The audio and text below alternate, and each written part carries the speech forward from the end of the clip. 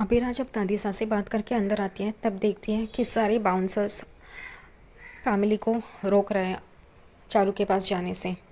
चारू को वो सब कह रहे हैं कि इससे शादी मत करो, इससे शादी मत करो, लेकिन चारू चुप होती है। यहाँ पे सब लोग काजल को भी कहते हैं कि अपनी बेटी की ज़िंदगी बर्बाद मत करो, उसे रोको, पर काजल भी चुप होती है।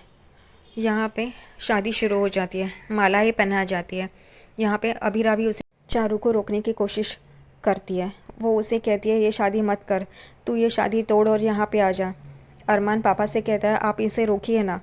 तभी माधव कहते हैं कि चारू ने अगर इसके खिलाफ़ कंप्लेंट की तो मैं इसका कॉलर पकड़ के यहाँ से लेके जाऊँगा, लेकिन चारू कंप्लेंट तो करे, ये चुप है। यहाँ पे अबीरा चारू को समझा रही होती है कि इसने जैसे तुम्हारे साथ ज़बरदस्ती की है शादी के बाद भी वैसे ही करेगा। यहाँ पे पंडित जी संजय को पूछते हैं शादी करनी है या, तो संजय कहते हैं हाँ हाँ करनी है, इनकी बात मत सुनिए। शादी के लिए हवन के लिए वो बैठ जाते हैं। चारू खड़ी ही होती है, नीरज उसको ज़बरदस्ती से नीचे बिठाता है। अबीरा यहाँ पे फिर भी कोशिश कर रही होती है चारू को समझाने की। वो चारू को कहती है एक बार उसने ऐसे ही ज़बरदस्ती की है, ये तुझे शादी के बाद हर वक्त ऐसे ही करेगा, तुझ रोज़ तुझ पे ज़बरदस्ती करेगा। क्या तू ये बर्दाश्त कर पाएगी? अभी हिम्मत कर और रोक इसे, ये शादी रुकवा दे। और चारू यहाँ पे वो सोचती है इंसिडेंट जो नीरज ने उसके साथ ज़बरदस्ती की होती है, और उसे बहुत गुस्सा आता है। वो उठती है और हवन कुंड में पानी डाल के उसे बुझा देती है। जब भी नीरज गुस्सा होके उस पर चिल्ला रहा होता है तभी चारू उसे थप्पड़ मारती है और ये शादी रुकवा देती है। चारू नीरज को कहती है तभी भी मैंने कहा था ज़बरदस्ती मत करना, प्लीज़ प्लीज़, लेकिन तुमने एक नहीं सुनी। लड़की का ना का मतलब है ना, तुम ज़बरदस्ती नहीं कर सकते। और वो ये शादी करने से इनकार कर देती है।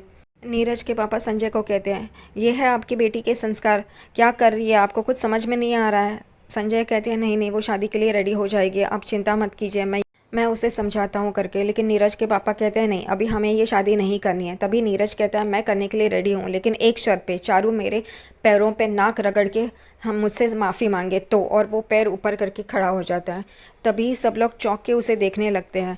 यहाँ पे चारू को भी बहुत गुस्सा आता है। तभी एक चप्पल दूर से आती है और नीरज के चेहरे पे लगती है, और सब लोग उस तरफ देखते हैं तो वो दादीसा होती है। दादीसा को भी बड़ा गुस्सा आया होता है।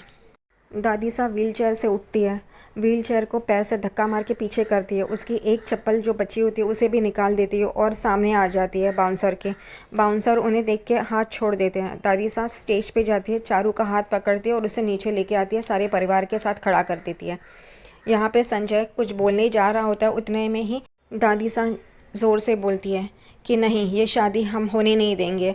और मैं इतने दिन चुप थी, इस वजह से सब लोग अपनी मनमानी करने लगे, सब लोग अपनी आवाज़ उठाने लगे। अब हम ऐसा होने नहीं देंगे। मैं इस घर की मुखिया हूँ और इस फॉर्म की हेड हूँ, तो सारे फैसले मैं ही करूँगी, और मैं ये कहती हूँ कि ये शादी नहीं होगी करके। और सब लोग खुश हो जाते हैं। अबीरा को जो चाहिए था वो हो गया, वापस कावेरी पोद्दार के रूप में आ गए, और ये सिर्फ अबीरा की वजह से हुआ है। दादीसा के इस फैसले से सब लोग खुश हो जाते हैं, लेकिन संजय फूफासा बहुत ही गुस्से में आ जाते हैं। दादीसा कहती है ये शादी नहीं होगी, और दादीसा अबीरा को कहती है ए लड़की।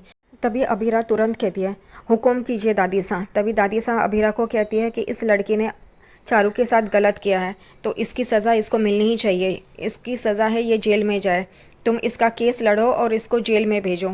तभी अबीरा कहती है जी मैं ऐसा ही करूँगी करके।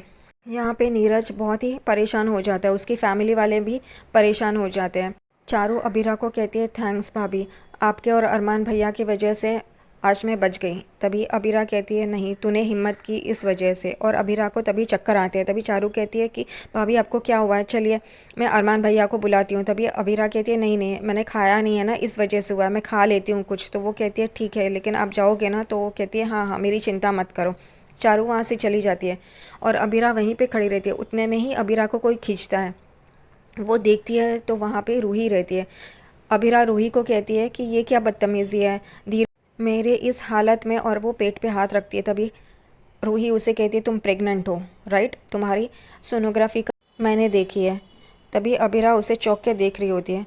रूही उसे बोल रही होती है कि एक खुशी जो मेरी थी वो भी तुमने छीन ली, तुमने ऐसा क्यों किया करके।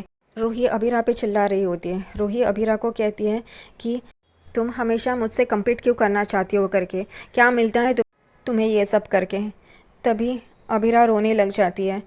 अबीरा कहती है अरमान को ये बच्चा नहीं चाहिए, और ये सुन के रूही चौंक जाती है। अभीरा आगे कहती है कि मेरी प्रेगनेंसी में प्रॉब्लम्स है, इस वजह से मेरी जान भी जा सकती है। और अभीरा ये कहने के बाद रूही की आंखों में भी आंसू आ जाते हैं। वो कहती है क्या, और उतने में ही नीरज बाहर खड़ा होता है और वो अभीरा को सबक सिखाने के लिए वहाँ पे जो दिया रहता है उससे उस पर्दे को आग लगा देता है और बाहर से खिड़की बंद कर देता है ताकि अभीरा जले। यहाँ पे ये लोग बात कर रहे होते उतने में ही आग लग जाती है और अभीरा और रूही अंदर फंस जाते हैं। वो लोग यही कोशिश कर रहे होते हैं कि बाहर कैसे निकले, उतने में ही अभीरा को चक्कर आने लगता है। रूही उसे कहती है मैं तुम्हें कुछ नहीं होने दूंगी, मैं यहाँ से बाहर निकलने का रास्ता ढूंढती हूँ करके, लेकिन आग इतनी फैल जाती है कि वो लोग कुछ नहीं कर पाते। अभीरा तो चक्कर आ रहे होते इसलिए वो गिरती रहती है और रूही अकेली कुछ नहीं कर पाती। और बाहर सब लोग बात कर रहे होते उतने में ही विद्या का ध्यान जाता है कि वहाँ पे कमरे में आग लगी है करके। रोहित परेशान हो जाता है। रोहित कहता है कि रूही अचानक से आ गई और वॉशरूम जाने के लिए उसी तरफ गई है और वो भागता है वहाँ पे। यहाँ पे अरमान उसे रोकने की कोशिश करता है लेकिन रोहित नहीं सुनता है। सब घर वाले रोहित रोहित करके चिल्ला रहे होते हैं। यहाँ पे विद्या कहती है रूही अंदर फंसी हुई है और बच्चा भी, और ये सुन के अरमान को भी तकलीफ़ होती है क्योंकि एक बच्चा तो बचे, इस वजह से वो भी रोहित के पीछे भागता है और क्रिश भी उसके पीछे भागता है। यहाँ पे रोहित जा रहा होता है कमरे में जहाँ पे आग लगी होती है, लेकिन उस धुएं की वजह से अभीरा और रूही दोनों बेहोश हो जाते हैं और बाहर रोहित भी बेहोश हो जाता है। ये देख के अरमान क्रिश को कहता है कि तुम रोहित को बाहर लेके जाओ। क्रिश कहता है आप कैसे बचाओगे इन्हें, आग तो इतनी फैल गई है कमरे में। तो अरमान कहता है मैं किसी तरह रूही को बाहर लेके आऊँगा, तुम रोहित को लेके जाओ। क्रिश रोहित को लेके बाहर चला जाता है।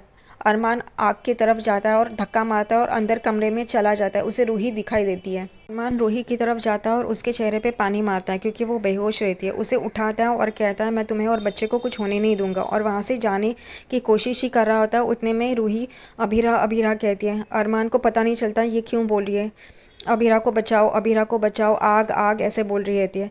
अरमान को पता चलता है कि अभीरा भी आग में फंसी है, लेकिन वो अभीरा अभीरा कह रहा होता है लेकिन उसे कोई आवाज़ नहीं आती है। यहाँ पे अभीरा अरमान अरमान कहती है लेकिन अरमान तक उसकी आवाज़ नहीं जाती है। अरमान कहता है सिली गर्ल मैं तुम्हें लेने आ रहा हूँ, रूही को बाहर छोड़ के तुम्हें लेने आता हूँ करके। और वो रूही को लेके बाहर जा ही रहा होता है और यहाँ पे नीचे अभीरा गिरी होती है जो उसे दिखाई नहीं देती, वो भी उस आग में फंसी रहती है।